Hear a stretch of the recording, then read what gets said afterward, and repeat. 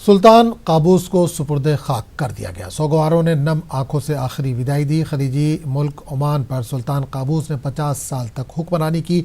वो 79 बरस के थे। ओमान में 3 रोज़ा शोक का ऐलान किया गया है। ओमान का कौमी परचम 40 दिन तक सिरनगो रहेगा। खलीजी ममालिक के खित्ते में लंबे अरसे तक हुक्मरानी का रिकॉर्ड रखने वाले काबूस कुछ अरसे से अलील थे। अपने वालिद से बगावत करते हुए सन 1970 से काबूस ने ओमान में हुकूमती उमूर की बागडोर संभाली थी। ओमान को जदीद तर्ज पर तरक्की से हम आहंग करने में सुल्तान काबूस का किरदार अहम समझा जाता है। हमसाया अरब ममालिक, मुस्लिम दुनिया और इसराइल के साथ भी काबूस ने दोस्ताना ताल्लुकात इस्तवार कर रखा था। सऊदी अरब और यमन के हौसी बागियों से सुल्तान काबूस के ताल्लुकात काफ़ी बेहतर रहे हैं। ईरान जौहरी मुआहदा करने में भी सुल्तान काबूस के रोल को कभी फरामोश नहीं किया जा सकता। ओमान में सुल्तान काबूस के जानशीन हैशम बिन तारिक अल सईद होंगे। वजीर सकाफत के हैसियत से हैशम खिदमत अंजाम दे चुके हैं। सुल्तान काबूस के बाद हैशम बिन तारिक ओमान के नए सुल्तान होंगे।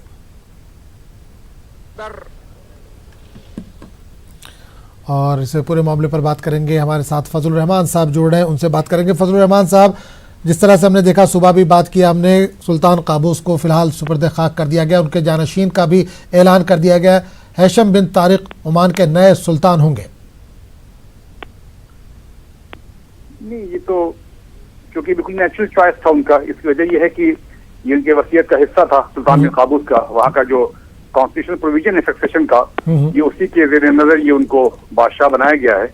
और इनसे काफी क्लोज, उनकी जो क्लोज 4-5 लोग थे उसमें से हैशम बिन काबूस एक हैं उसमें से, जो कि इनके कल्चर मिनिस्टर भी रहे, फिर उनके फॉरेन मिनिस्ट्री के सेक्रेटरी भी रहे, उनके एडवाइजर भी रहे, और बहुत सारी इकोनॉमिक डेवलपमेंट कमेटी के बहुत सारे हेड भी रहे।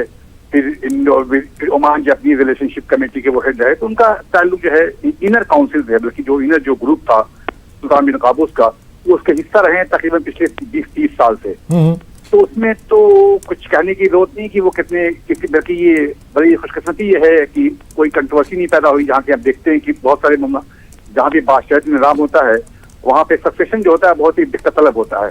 उसमें बहुत सारे कंपिटिटर्स होते हैं, बहुत सारे कंटेंडर्स होते हैं, तो उस चीजों को मैनेज करना मुश्किल होता है। लेकिन जिससे ओमान में जितना स्मूथली ट्रांसफर ऑफ पावर हुआ है, ये बहुत ही अमेजिंग है। और इससे पता चलता है कि वहाँ के सिस्टम में कितनी ट्रांसपेरेंसी है। बहरहाल लेकिन इनके लिए बहुत सारे चैलेंजेस भी हैं।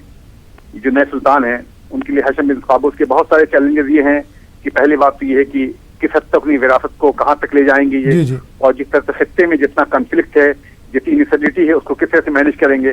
सबसे बड़ा चैलेंज ये है कि जिस तरह से वो न्यूट्रलिटी ओमान ने मेंटेन की है पिछले तकरीबन 40-50 साल से, क्या वो इसमें कामयाब होंगे किसी इनकैम्पमेंट का बगैर हिस्सा बने हुए यूरोप से, अमेरिका से, ईरान से, सऊदी अरब से, अफ्रीकन कंट्रीज से और उससे इसराइल से, क्या उसी न्यूट्रल पॉलिसी को अडॉप्ट करने में, परसू करने में वो कामयाब होंगे? बिल्कुल, यही एक सवाल करना चाह रहा था। 50 साल किसी मुल्क की हुक्मरानी करना, जाहिर सी बात है, दोस्त बनाना हो, दुश्मन बनाना हो, उसमें जाहिर सी बात है एक वक्त लगता है। खासकर दोस्ती करने में ज्यादा वक्त लगता है। जिस तरह से इन्होंने हमसाया ममालिक से दोस्ती की थी, उसमें इसराइल भी शामिल है, तो कितना आसान होगा हैशम बिन तारिक के लिए?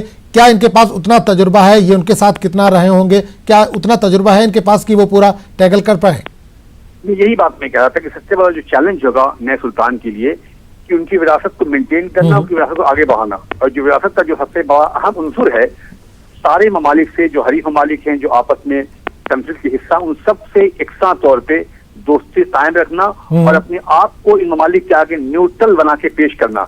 ये जरा मुश्किल तो होगा, लेकिन बहरहाल चूंकि वो 20-30 साल से उनके साथ रहे हैं, और मोनार्की का अपना एक सेटअप होता है, उसमें आप जब 20-30 साल में किसी कोठरी में आप होते हैं तो एक अपना तजुर्बा भी आपका होता है, और चीजों को देखते देखते भी आप सीखते हैं। और एक मुल्क का अपना एक प्रिंसिपल होता है, उस प्रिंसिपल से बहुत ज्यादा हटने की जरूरत नहीं होती है। तो जो चीजें, जो एक प्रिंसिपल जो कायम करके गए हैं सुल्तान बिन काबूस, मुझे लगता है कि उस राह पे चलने की कोशिश होगी उनकी। और चूंकि उनका एक बड़ा एक आर्किटेक्चर था उनका अपना पूरा, फॉरेन पॉलिसी का, इंटरनल पॉलिसी का, ग्लोबल पॉलिसी का, उससे मेरे ख्याल में दिक्कत नहीं होगी। क्योंकि सारे के सारे जो फाउंडेशन है, जो सारे के सारे प्रिंसिपल हैं, सारे के सारे जो ऑब्जेक्टिव्स हैं, बहुत ही वेल डिफाइंड है वो। तो इनके सक्सेसर के लिए मुझे लगता नहीं दिक्कत होगी। लेकिन बहरहाल जो तजुर्बा 50 साल का होता है और जो तजुर्बा नया है, उसमें तो जाहिर सी बात है बहुत सारी चीजें उनको सीखनी होंगी, बहुत सारे कंप्रोमाइज करने होंगे, बहुत सारी चीजों को निभानी होगी। और बहरहाल जो उनके इंटरनल जाहिर सी बात उनके कंटेंडर्स होंगे, मोनार्की में स्मूथ ट्रांसफर देखने में लगता है, लेकिन बहुत सारे लोगों की अपनी ख्वाहिशात होती है, बहुत सारे लोगों के अपने विशेष होती हैं। जी जी। चीजों को मैनेज करना, इंटरनली मैनेज करना, रीजनली मैनेज करना, ग्लोबली मैनेज करना, वहाँ इनके लिए बहुत सारे इम्तहानात तो हैं, लेकिन ये तो आने वाला वक्त बताएगा वो किस तरह से उसको कन्फ्रंट करते हैं, कैसे मैनेज करते हैं। लेकिन फिर मैं चलते चलते ये कहूंगा कि जो कंट्री का जो फाउंडेशन पिछले 50 साल में सुल्तान बिन काबूस ने डाला है और जिस तरह से स्टैब्लिश किया है, जिस तरह से अपनी साख बनाई है उस खित्ते में, उसको मेरे ख्याल में उस पर अगर ये कायम रहे, उसको बहुत ज्यादा उसे छेड़छाड़ नहीं की और अपनी न्यूट्रलिटी अगर मेंटेन रखी, तो ओमान जो है उसी तरह मुस्तहकम रहेगा जिस तरह पिछले 10 साल में मैंने देखा है कि सारी कन्फ्लिक्ट के बावजूद, रेवोल्यूशन के बावजूद, जंग के बावजूद ओमान अभी भी एक बड़ी मुस्तहकम राह पे गामजन था। बिल्कुल, सुल्तान काबूस के ताल्लुक से वज़ीर आज़म ने भी ट्वीट किया, उन्होंने कहा कि अच्छे ताल्लुकात थे। अब जबकि खित्ते में, इलाके में जो पूरा खित्ता है उसमें हालात इस तरह के बने हुए हैं, जंग जैसे माहौल दिख रहा है, जंग जैसा माहौल दिख रहा है, खासकर अगर हम ईरान की बात करें, अमेरिका, कई जो आसपास के ममालिक हैं, कई जगह पर अमेरिका के बेस कायम है। ऐसे में अब हैशम बिन तारिक की जिम्मेदारी कितनी बढ़ती है कि खित्ते में हालात को मामूल पर लाने के लिए किस तरह का किरदार इनको अदा करने की जरूरत है? देखिए, सबसे जो मेजर फोकस है होगा ओमान की सब जो करंट रिजीम है, हैशम बिन काबूस को जब से वो पावर में आए, जब से उन्होंने हलफ ली है, सबसे बड़ा उनके लिए चैलेंज होगा ईरान और सऊदी अरब के इनकैम्पमेंट से अपने आप को दूर रखना। जिसने भी इस खित्ते में, इसलिए की पूरी पॉलिटिक्स जो है वो ईरान और सऊदी अरब के आसपास घूम रही है। हालांकि और भी दूसरे एक्टर्स हैं, वहाँ टर्की भी है, इजिप्ट भी है, इसराइल भी है, लेकिन जो पूरा जो नुक्ता है जो पॉलिटिक्स का, जो पूरा हब है, वो है ईरान और सऊदी की जंग।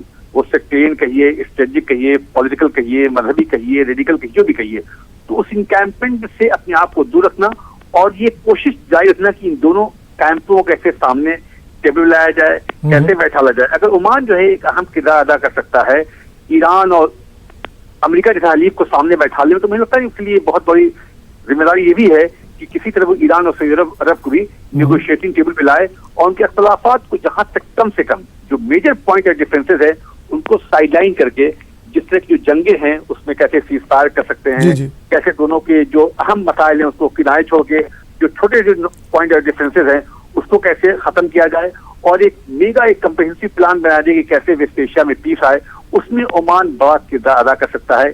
इसकी वजह यह है कि हमारे सामने मिसाल है, उसने वहां पे यमन में उसने कोशिश की, ईरान और अमेरिका में उसने कोशिश की, और यहाँ तक कि इजराइल और अरब वर्ल्ड में उसने कोशिश की। अगर नेतन्याहू साहब अगर वहां पे गए, इसका मतलब है कि कहीं न कहीं से उनका एक अहम एक किरदार रहा। ओमान को एक वहां के खित्ते के ममालिक हैं, उन्होंने ये माना है कि न्यूट्रल कंट्री है, एक बहुत ही पॉपुलर कंट्री है और वो ऐसी कंट्री है जिसकी जो अहमियत है सारे ममालिक के बीच एक्सेप्टेबल है।